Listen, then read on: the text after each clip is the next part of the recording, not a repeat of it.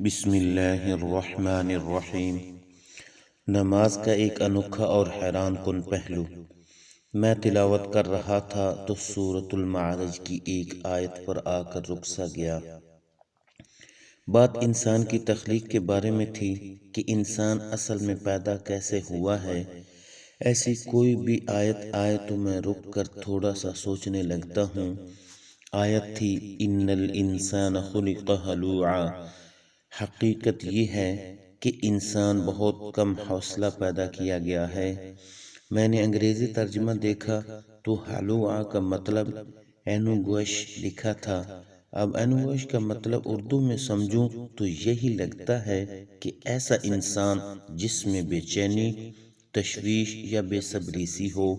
بہرحال میں نے کم ہمت پر ہی اکتفا کر لیا اور اسے بے صبری کے معنوں میں لے لیا۔ اگلی آیت کچھ اور بھی معنی خیز تھی۔ اذا مسہ الشر جزوعا۔ جب اسے کوئی تکلیف پہنچتی ہے تو بہت گھبرا جاتا ہے۔ جزوعا کا لفظ مجھے سمجھ آ گیا۔ انگریزی میں ترجمہ بھی قریب قریب ہی تھا۔ ایمپیشنٹ مطلب بے چین، یعنی تکلیف پہنچے تو انسان چاہتا ہے بس اب یہ رفع ہو جائے، بس ختم ہو جائے کسی طرح۔ وَإِذَا مَسَّهُ الْخَيْرُ مَنُوعًا۔ اور جب اس کے پاس خوشحالی آتی ہے تو بہت بخیل بن جاتا ہے۔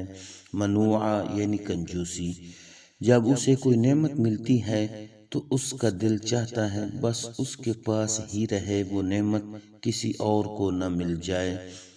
جو رلا دینے والی آیت تھی وہ بعد میں آئی۔ اِلَّا الْمُصَلِّينَ۔ مگر وہ نمازی ایسے نہیں ہیں، یعنی نماز پڑھنے والے لوگوں کے علاوہ انسان کی حالت اسی طرح کی ہے۔ انسان کی یہ پیدائشی حالت صرف اس صورت میں بدل سکتی ہے جب وہ نماز قائم کر لیتا ہے۔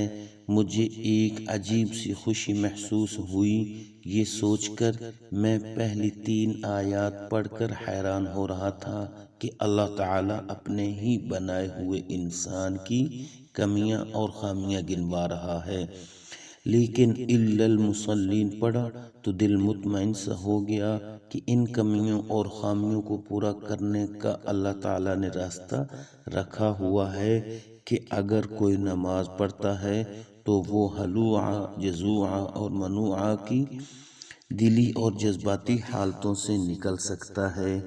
اور میں سوچنے لگا، یعنی تصور کرنے لگا کہ انسان سے تشویش، بے چینی اور کنجوسی نکل جائیں تو کیسی حالت ہوتی ہے انسان کی۔ یعنی نماز کی برکت سے اگر انسان کے دل سے تشویش، بے چینی اور کنجوسی نکل جائیں اور اس کی پریشانی، گھٹن اور تنگ دلی دور ہو جائے تو انسان میں کیسی وسعت اور کیسی کشادگی آ جاتی ہے۔